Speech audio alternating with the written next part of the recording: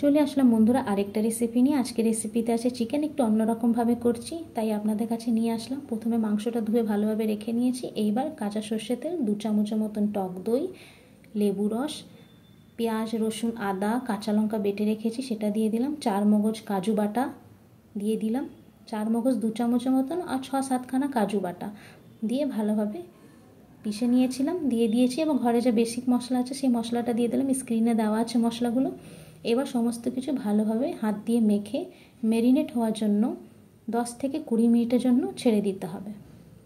এবার চলুন বানিয়ে নিচ্ছি। কড়াইতে তেল দিলাম, গোটা গরম মশলা দিয়েছি, শুকনো লঙ্কা, জিরে, তেজপাতা, ছোটো এলাচ, বড় এলাচ, লবঙ্গ, দারচিনি দিয়ে দিলাম। এবার কেটে রাখা পেঁয়াজটা দিলাম। 1 কিলো মাংসতে আমি প্রায় 500 মতন পেঁয়াজ ব্যবহার করছি। ভালোভাবে পেঁয়াজটাকে একটু ভেজে নিতে হবে। একটু ভাজার সময় নুন আর চিনি দেবেন, তাতে কি হবে পেঁয়াজের রঙটা খুব সুন্দর হয়। এবার পেঁয়াজটা ভাজা হয়ে গেছে, এবার টমেটোটা দিয়ে দেব। টমেটো দিয়ে ভালোভাবে একটু পেঁয়াজ সাথে কষিয়ে নিতে হবে।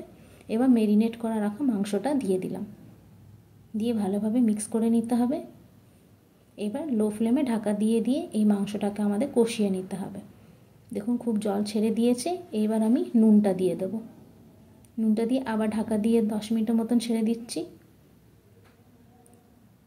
এবার ঢাকাটা খুলে আবার দেখব মাংসটা কষানো হয়ে গেছে। এবার ফ্লেমটা হাই করে দেবো। আমরা একটু ঝাল খাই তো একটু ঝাল দিলাম।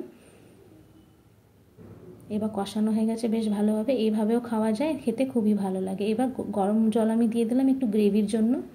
এবার ঢাকা দিয়ে আবার ছেড়ে দেবো। এবার দেখে নিচ্ছি আমাদের চিকেনটা একেবারে সেদ্ধ হয়ে গেছে, খুব সুন্দর রং হয়েছে। এবার নামানোর সময় ধনেপাতা একটু গরম মশলা দিয়ে দেবো। এইভাবে চিকেন করলে খেতে খুবই ভালো লাগে, রুটির সাথে, ভাতের সাথে, ফ্রাইড রাইসের সাথে খুবই ভালো লাগে। আপনারা এইভাবে একবার করে খান, আর নিশ্চয়ই একটা কমেন্টস করে জানাবেন কেমন লাগলো এই রেসিপিটা। আর যদি ভালো লেগে থাকে তো একটু শেয়ার করে দেবেন আর ফলো করে দেবেন। ধন্যবাদ।